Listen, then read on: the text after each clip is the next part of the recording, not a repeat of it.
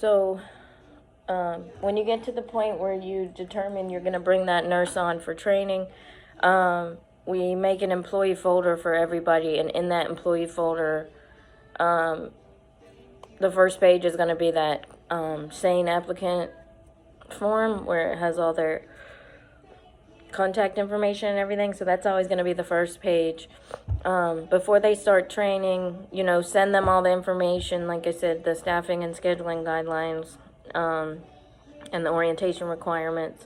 And then they need to sign the professional practice agreement, which I always explain to them, like that's, your promise to Novant that we're paying for your training and everything, that you promise to take call with us for at least a year. So have them sign it, then you sign it, and then Dee signs it, and that goes in their employee folder.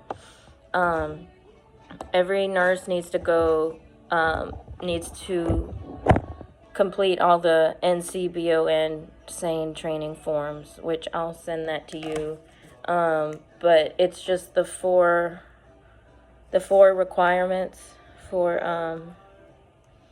SANE training. So the Pat's Place, I'm gonna send you my contact. Her name is Valencia. You guys met her at one of those lunch and learns with the Leica. She's the tall black lady, really, really nice. Her name's Valencia. I'll send that to you. So they're gonna need that's the child medical exam form that the nurses need to take with them to Pat's Place to have it signed by Valencia. The second one is the pelvic exams. So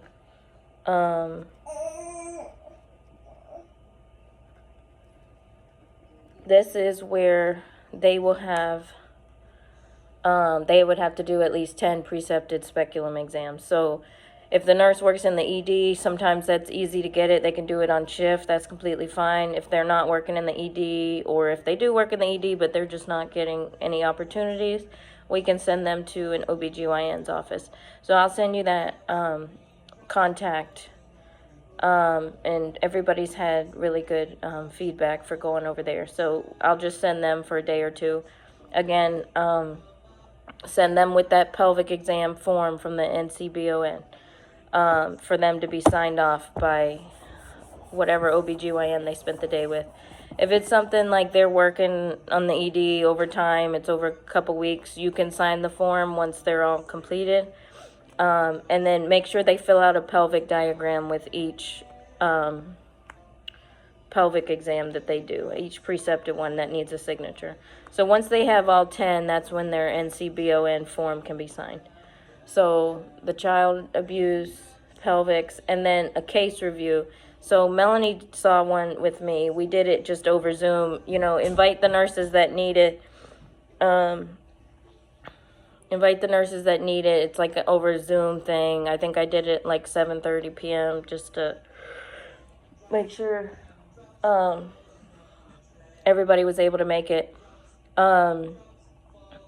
And I would recommend doing Teams and not Zoom, because Zoom has a limit. So if you're going to be doing meetings, I would start doing them over Teams.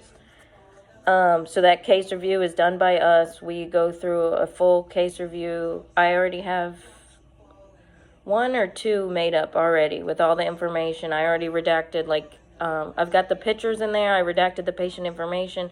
I have the note in there that redacted all the patient's information. So it has all the documentation and the photos. And then we basically go through the rubric together and see what was done well, what was not done well, and areas for improvement. And then you can sign that case review form.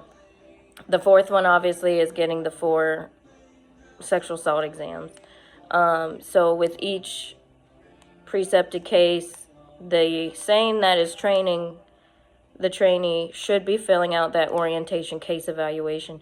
Every time I send them out to the SANE, I usually don't get it back unless it's one of you guys or Kelly. But usually I send that out and say, hey, thanks for training so-and-so, do you mind filling out this evaluation for how they did? Or I'll ask, how did they do? What did they need to work on?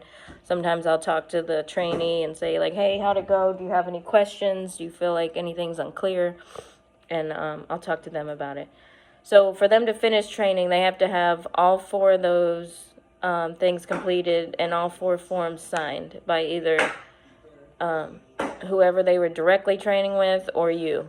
So at the end, you'll sign their 4 sexual assault exam, the 4 sexual assault exam, like the completion of the NCBON form. But regardless, even if you're not getting the evaluation back from the SANE who trained the trainee, you know, you're going to be doing a case review on every case anyways, so you're still going to be able to give feedback. So, and then I'll send the, you know, the case review form to both of them and have them review and just say, let me know if you have any questions. So, yeah, those 4 requirements need to be finished. So, in our share drive, if you go to SANE Training, there is an Excel sheet in there with a list of all the nurses that are in training, and it has their requirements at the top because, you know, some people need extra stuff. Like, for example, if they're not a ED nurse, they're going to need to take the ED EPIC class, which I'll send you that. The ED EPIC class, you know, that's just to get access to the ED narrator and to be able to chart in the same note. So that one's like over Zoom or Teams. It's like a 2-hour thing where it's just one-on-one, somebody walking you through it. So that, then you got to make sure everybody has badge access. I'll send that to you. What else is there? Badge access. I'll look over it. If there's anything I haven't already sent you, I'll make sure you have it. But there is an Excel sheet to make sure you're keeping track of everybody's stuff because it's hard to keep up with, especially when you have several people in training and what they have or have not done. So always refer to that sheet or that Excel sheet just to see kind of where everybody's at.